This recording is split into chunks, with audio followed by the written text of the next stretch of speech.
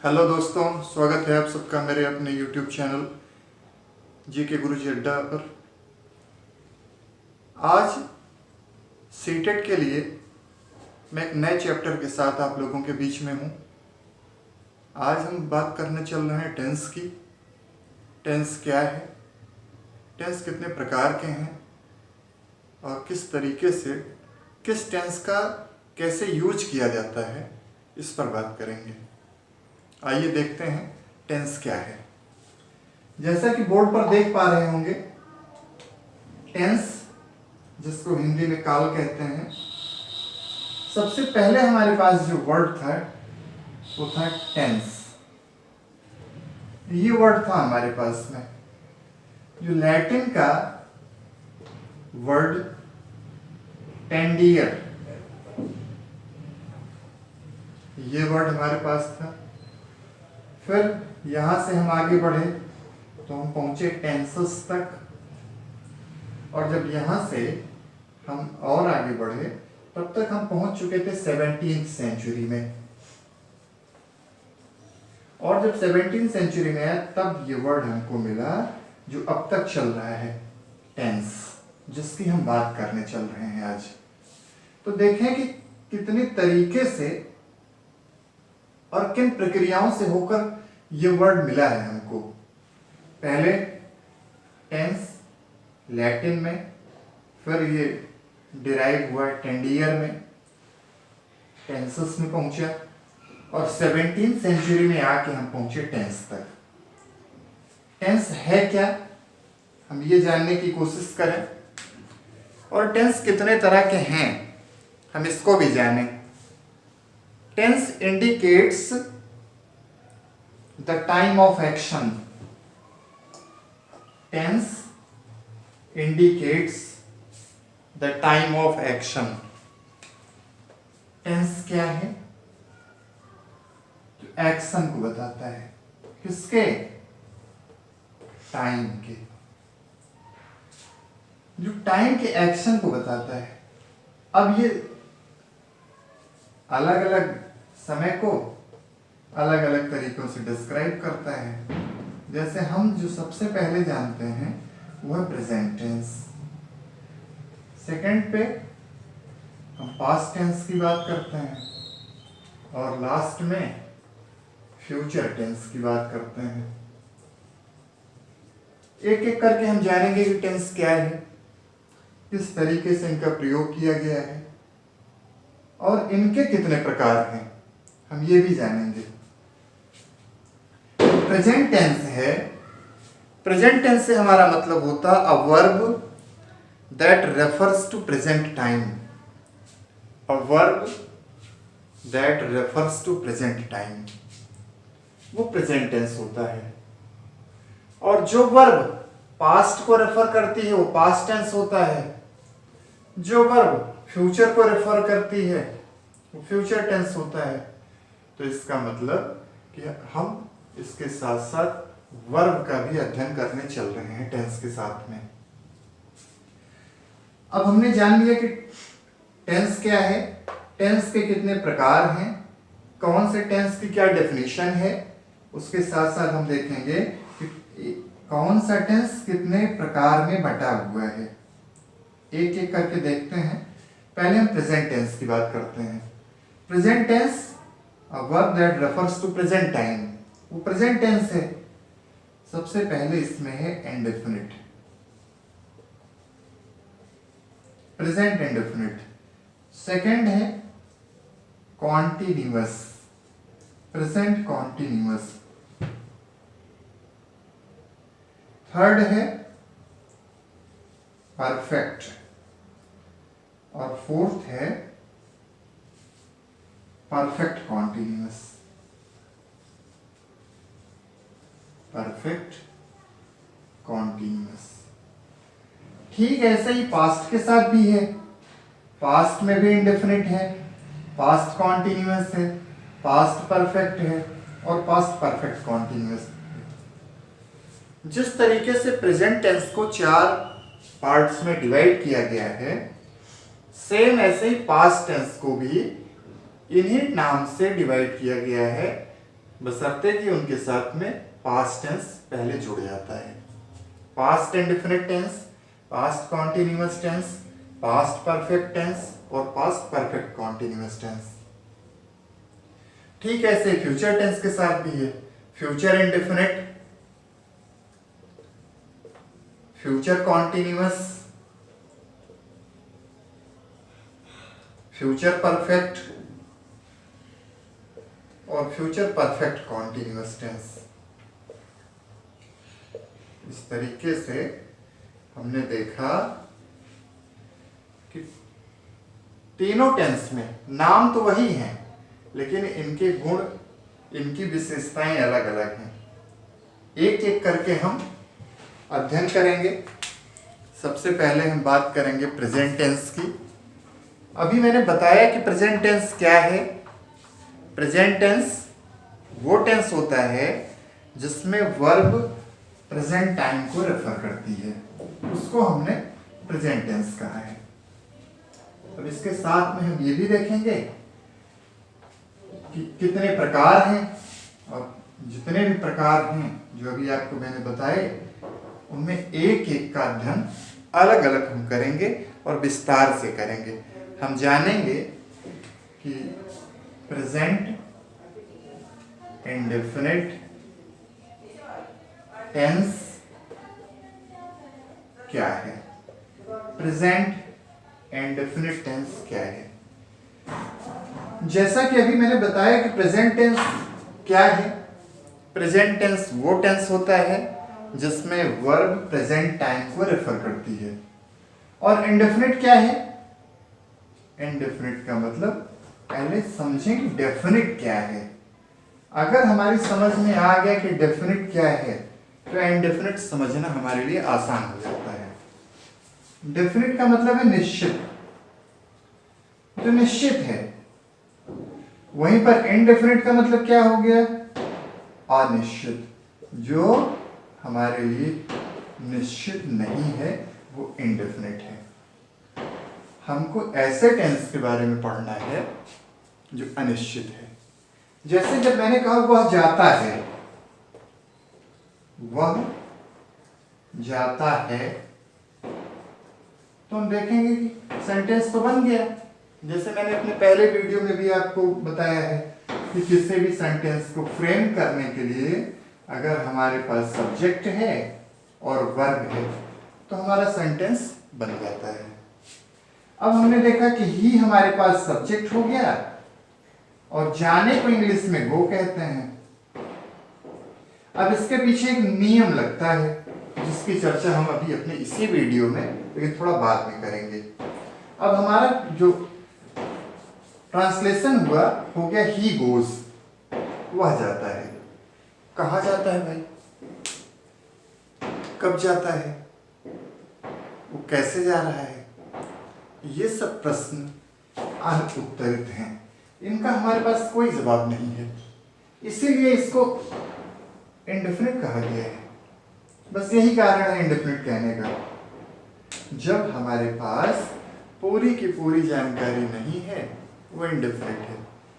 अब हम देखेंगे कि इनकी हेल्पिंग वर्ब क्या है और किस तरीके से पूरे सेंटेंस को फ्रेम करेंगे। प्रेजेंट इंडेफिनिट टेंस का जो अफर्मेटिव बनता है, अफर्मेटिव, अफर्मेटिव क्या है? जो सकारात्मक है, जो विधि सूचक है, वो अफर्मेटिव है। अफर्मेटिव सेंटेंस बनाने का हमारे पास जो फार्मूला है वो है सब्जेक्ट सबसे पहले, फिर आएगी हेल्पिंग वर्ब। अब इस टेंस की हेल्पिंग वर्ब क्या है ये जाने पहले। अगर हम अफर्मेटिव सेंटेंस की बात कर रहे हैं जिसको सकारात्मक कहते हैं,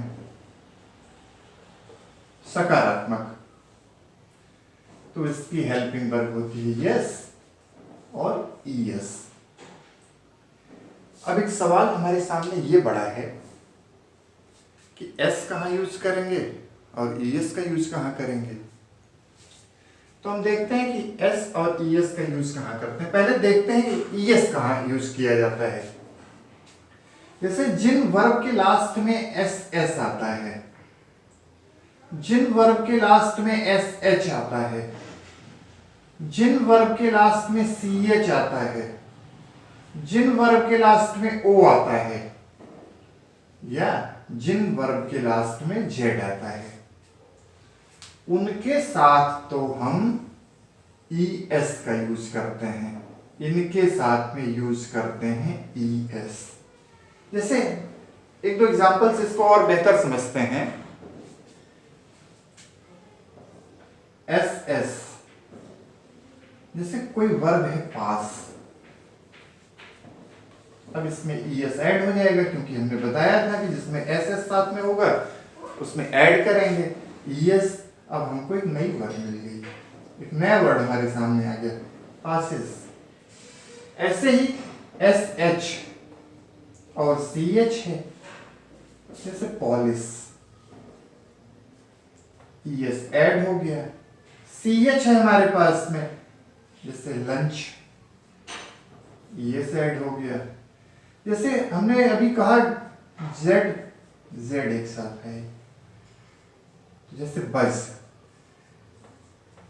बस का मतलब एक तरह की आवाज है। जैसे जब पतंग हम उड़ाते हैं ना, तो उसका हवा में उड़ना और हवा के साथ में उसकी जो उसका जो क्लैश होता है पेपर का, उससे जो आवाज बनती है वो बस है, वो साउंड है। इसके साथ भी ईएस ऐड हो गया। तो ये एग्जांपल्स मैंने दिए थे आपको। इसके साथ साथ मैंने कहा था ओ, जिन वर्ब के लास्ट में ओ आए उनके साथ भी ईएस ऐड हो जाता है। जैसे बहुत ही सिंपल सा एग्जांपल इसका ले सकते हैं, अभी मैंने यहाँ दिया भी था, गो, ओ आया है और इसके लास्ट में ईएस ऐड करके गोज बना दिया। जैसे डू, हमारे पास डू है और इसमें लास्ट में हमने देखा कि ओ है, ईएस लगा दिया, इसको बना दिया डज। तो इस तरीके से अब ये क्लियर हो गया है कि ईएस कहाँ लगेगा और एस कहाँ लगेगा। ईएस ऐसी जगहों पर यूज किया जाएगा, ऐसी वर्ब्स के साथ यूज किया जाएगा जहां पर लास्ट में एस एस होगा, सी एच होगा, एस एच होगा, ओ होगा, जेड जेड होगा, उनके साथ में ईएस। बाकी जितने भी तरह की वर्ब हैं उनके साथ में एस यूज करेंगे। लेकिन ये कब होगा? ये तब होगा जब हमारा सब्जेक्ट सिंगुलर होगा। ऐसा तब होगा जब हमारा सब्जेक्ट सिंगुलर होगा। सिंगुलर सब्जेक्ट के साथ में ये फार्मूला ऐड किया जाएगा। ये फार्मूला तब काम करेगा जब हमारा सब्जेक्ट ही, शी, इट या सिंगुलर नाउन कोई आता है तो उसके साथ में ये फार्मूला ऐड करेंगे। अन्यथा की स्थिति में वर्ब की फर्स्ट फॉर्म यूज की जाएगी। किसी भी, जैसे आई है, वी है, यू है, प्लूरल में दे है, या कोई भी प्लूरल नाउन आता है तो उन सब के साथ में root form of the verb use करेंगे। Root form of the verb, इसको याद रखना है। Root form of the verb, it means first form of the verb use किया जाएगा। अब इतनी चीजें क्लियर हो गई हमको कि हमारी हेल्पिंग वर्ब क्या होगी अफर्मेटिव के लिए। अब हम कुछ एग्जांपल्स लेते हैं और उन एग्जांपल की मदद से और समझने की कोशिश करते हैं। जो हमारा कंफ्यूजन रह गया होगा वो भी दूर हो जाएगा बहुत जल्द। एग्जाम्पल के माध्यम से मैं आपको समझाता हूं कि प्रेजेंट इंडेफिनिट टेंस के अफर्मेटिव सेंटेंसेस कैसे फ्रेम किए जाते हैं। जैसे I bake a cake today. I bake a cake today ये कहा था ना अभी, आप रिकॉल करिए और देखिए कि सब्जेक्ट अगर प्लूरल है, सब्जेक्ट प्लूरल है, root form of the verb use की जाएगी। सब्जेक्ट के प्लूरल होने पर root form of the verb use करेंगे। It means first form of the verb use किया जाएगा। अब हमारा सब्जेक्ट कैसा है? प्लूरल में हमने वर्ब की बेसिक फॉर्म, जो बेस फॉर्म है, रूट फॉर्म है, वो हमने यूज किया है। आई बेक अ केक टुडे। ऐसे ही एग्जांपल और लिया जाए और उसमें देखें एस और ईएस को किस तरीके से ऐड किया जाता है।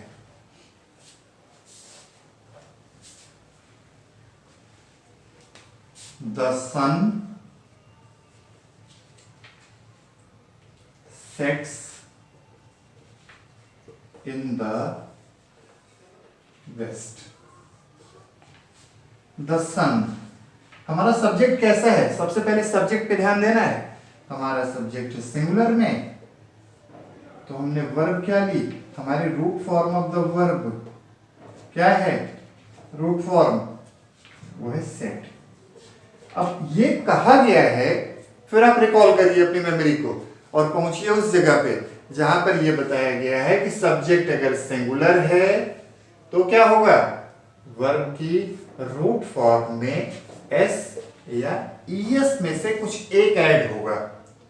अब हमारा सब्जेक्ट तो है सन, लेकिन एस इसलिए यूज किया गया है क्योंकि वर्ब के लास्ट में न तो ओ आया है, न तो सी एच आया है, न तो एस एच आया है, और न ही जेड आया है, न ही एस एस आया है।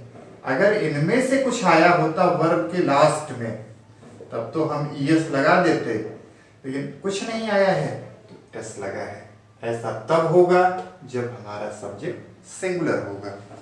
पूरी उम्मीद है कि ये कॉन्सेप्ट आपकी समझ में आ गया होगा। अब आगे बढ़ते हैं और देखते हैं कि प्रेजेंट इंडेफिनिट टेंस के नेगेटिव सेंटेंसेस और इंट्रोगेटिव सेंटेंसेस कैसे फॉर्म किए जाते हैं। असर्टिव तो आपने देख लिया, अब आइए देखते हैं नेगेटिव सेंटेंस कैसे फ्रेम करते हैं।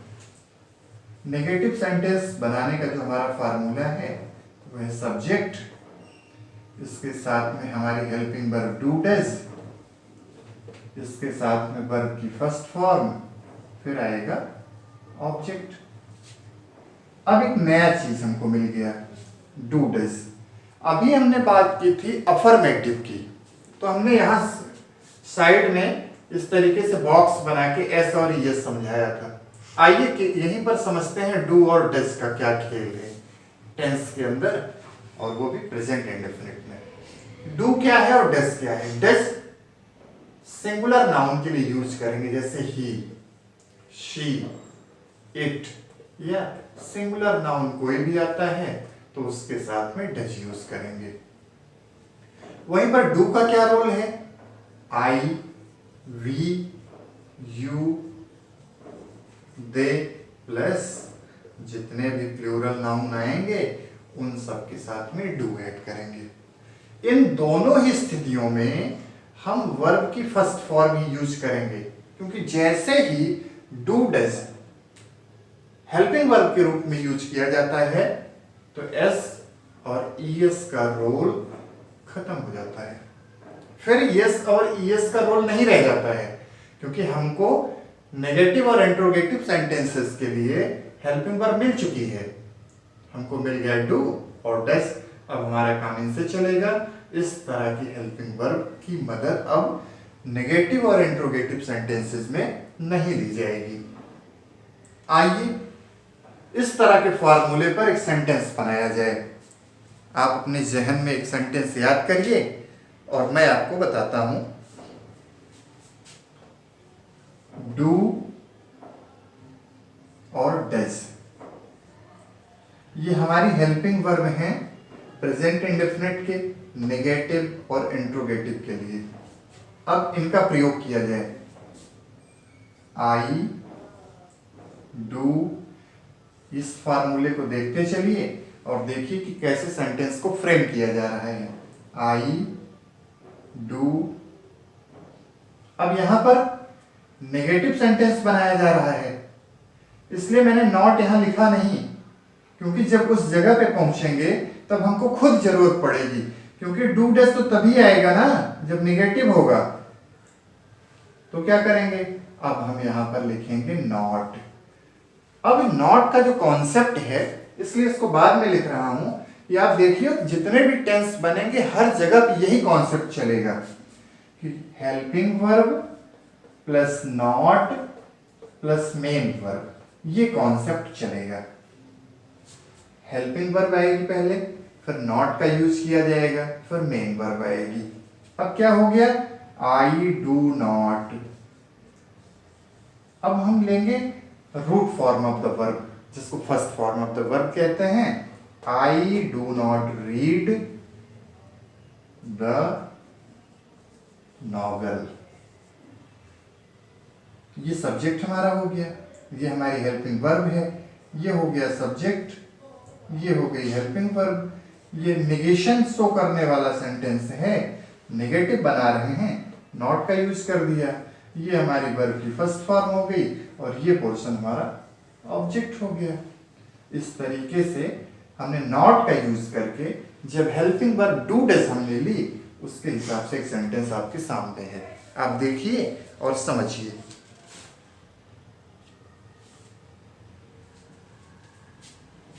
अब एक एग्जाम्पल डज का लिया जाए, फार्मूला सेम यही रहेगा। इसी फार्मूले पे हम एक डज का एग्जाम्पल लेते हैं और देखते हैं कि किस तरीके से डज का यूज करके सेंटेंस बनाते हैं। सब्जेक्ट ही हमने पहले ही बता दिया है, ही, शी, इट, और कोई भी सिंगुलर नाउन अगर है तो उनके साथ में सब्जेक्ट डज यूज किया जाएगा। He does not. अब एक वर्ब इसके साथ लानी है। सब्जेक्ट हमारा हो गया, हेल्पिंग वर्ब हमको मिल गई इनमें से एक, हमने नॉट का यूज कर दिया। अब बारी आती है एक वर्ब की। He does not right, he does not write a letter। अब हमने एक नया सेंटेंस फ्रेम कर लिया। हमारे पास में डज हेल्पिंग वर्ब को लेकर एक सेंटेंस है सामने और इसको समझते हैं। he does not write a letter। ये तो हो गया कि हेल्पिंग वर्ब के माध्यम से समझने का तरीका, कि हम टेंस, खास करके प्रेजेंट एंड डेफिनेट टेंस को कैसे आइडेंटिफाई करेंगे। मान लो कहीं पर इसी टेंस के बारे में हिंदी में कुछ पहचानना है तो क्या करेंगे, तो उसकी पहचान है ता, ती, ते और उनके साथ में है। अगर ये है किसी हिंदी सेंटेंस में तब हम समझ जाएंगे कि हम प्रेजेंट इंडेफिनिट टेंस की बात कर रहे हैं, जिसकी हेल्पिंग वर्ब नेगेटिव और इंट्रोगेटिव में डू डज है, वहीं पर अफर्मेटिव में एस और ईएस है। समझ में आ रहा होगा आपके? आप बाद में मुझे कमेंट करके बताइएगा कैसा लगा आपको। अब इसके साथ में हम बात करते हैं इंट्रोगेटिव सेंटेंस। इंट्रोगेटिव सेंटेंस कैसे बनाए जाएंगे जब हमारे पास हेल्पिंग वर्ब डू और डज है। सबसे पहले इंट्रोगेटिव फर्स्ट टाइप। अब एक सवाल ये होता है फर्स्ट क्या है, तो इसका मतलब सेकंड भी होगा। इंट्रोगेटिव फर्स्ट और सेकंड। आइए इसको समझ लिया जाए यहीं पर। हालांकि इसके लिए सेंटेंस का एक चैप्टर मैं आपके लिए बनाऊंगा बहुत जल्द, वहां पर हम सेंटेंस को अच्छी तरीके से समझेंगे डिटेल में। इंट्रोगेटिव सेंटेंस को दो पार्ट्स में डिवाइड किया गया है। एक को बोलते हैं एस और नो टाइप, दूसरे को बोलते हैं डब्ल्यूएस टाइप। ये फर्स्ट टाइप होता है और ये सेकंड टाइप होता है। फर्स्ट टाइप जो होता है जिसको यस और नो टाइप कहा गया है, इसका मतलब होता है कि किसी प्रश्न का उत्तर हम हाँ या नहीं में दे सकते हैं। जब किसी क्वेश्चन का आंसर हम यस या नो में दे लेते हैं तो उसको इंट्रोगेटिव फर्स्ट टाइप कहते हैं। यह इंट्रोगेटिव का जो फर्स्ट टाइप है यस और नो टाइप कहते हैं। जैसे ऐसे ही समझें, बात बात में क्या तुम पढ़ रहे हो, तो हमारा क्या उत्तर होगा? हम इसका उत्तर हाँ और नहीं में दे सकते हैं। क्या तुम पढ़ते हो, तो हमारा उत्तर क्या आएगा? हाँ। या अगर नहीं पढ़ते हो तो उत्तर नहीं में होगा। हमारी बात हो गई, मेरे क्वेश्चन का आंसर मिल गया। क्या तुम गाते हो, और आंसर क्या आया? यस। इसीलिए यस और नो टाइप कहा गया है। एक एग्जांपल से समझा जाए, डज ही राइट? क्या वह लिखता है? तो हम क्या देखते हैं, क्या वह लिखता है? अगर लिखता है तो हाँ कहेंगे, नहीं लिखता है तो नहीं कहेंगे। सीधी सी बात, आसान है समझना।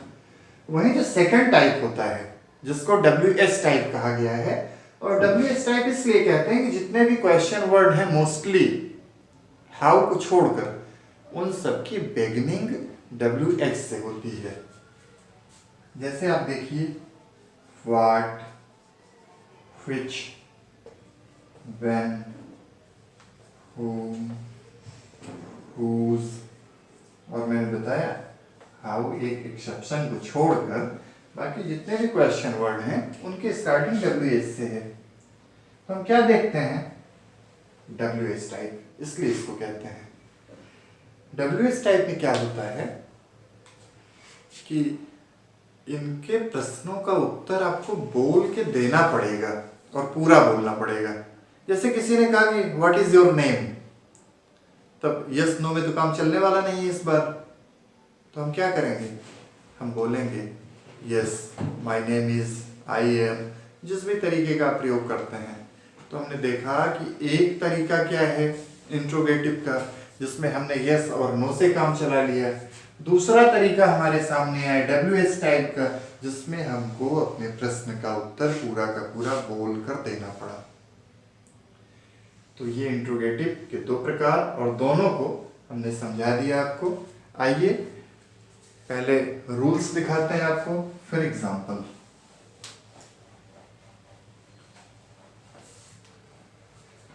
इंट्रोगेटिव फर्स्ट टाइप की बात चल रही है।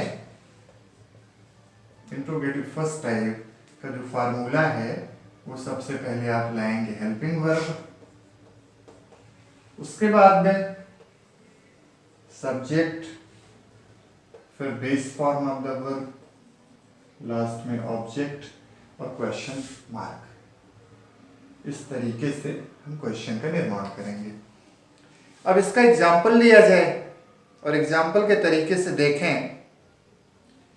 जैसे do you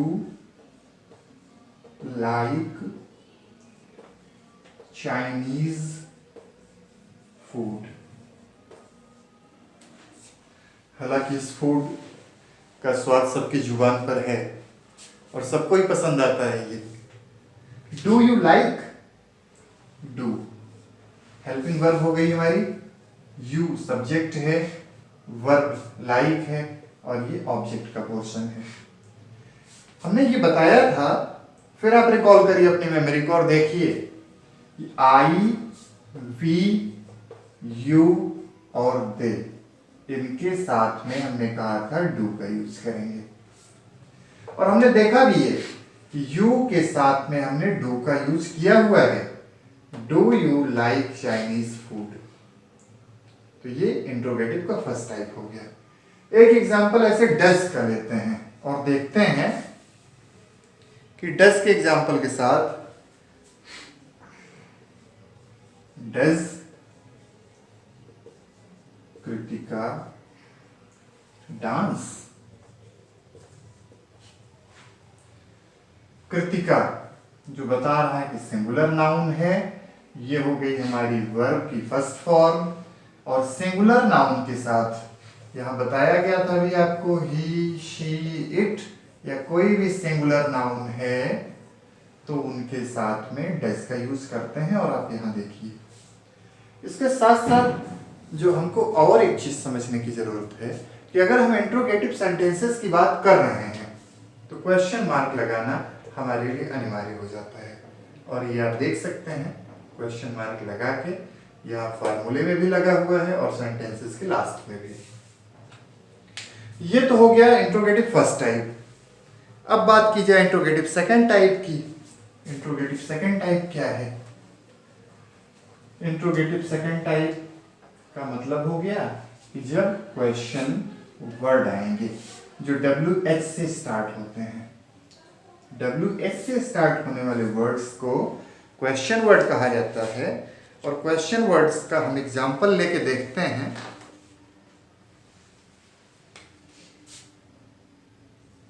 WH plus do, does में से कोई एक, ये बताता है कि ऑप्शन है, प्लस सब्जेक्ट प्लस वर्ब की बेस फॉर्म प्लस ऑब्जेक्ट। अब यहाँ एक एक करके आप देखिए और समझिए। WH में से कोई भी वर्ड्स आएगा, डू डज में से कोई एक हेल्पिंग वर्ब जैसा कि सब्जेक्ट बताएगी उसके अकॉर्डिंग, फिर base form of the verb use करेंगे और लास्ट में ऑब्जेक्ट का पोर्शन आएगा। जैसे व्हेन डू यू लाइक। अब यहां तक पहले समझ लें फिर आगे बढ़ते हैं। व्हेन क्या है? प्रकार हो गया। डू और डज में से हमने डू लिया, क्यों? क्योंकि हमारा सब्जेक्ट यू है, तो हो गया व्हेन डू यू। फिर क्या है? लाइक। लाइक क्या है? Base form of the verb हो गई। अब ऑब्जेक्ट का पोर्शन लेते हैं। To go for a walk. अब पूरा सेंटेंस जो हमारा बना, when do you like to go for a walk. अब ये पोर्शन हमारा क्या हो गया? ये हो गया ऑब्जेक्ट का पोर्शन। और लास्ट में क्वेश्चन मार्क। इस तरीके से इंट्रोगेटिव सेकंड टाइप के क्वेश्चन जो होते हैं वो बनाए जाते हैं।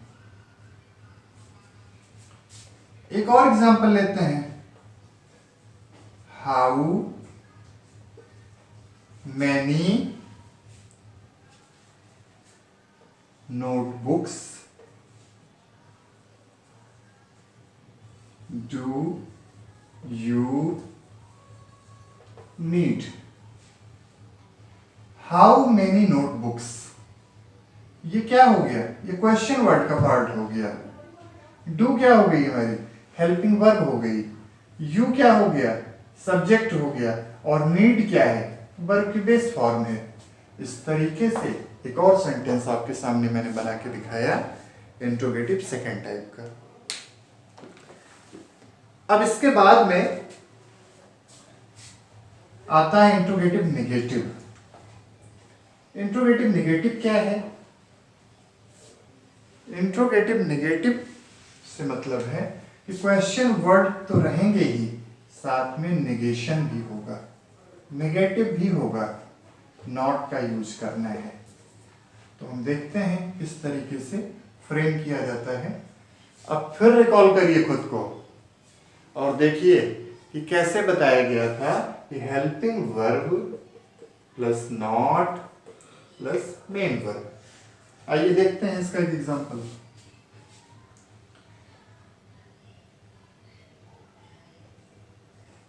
WH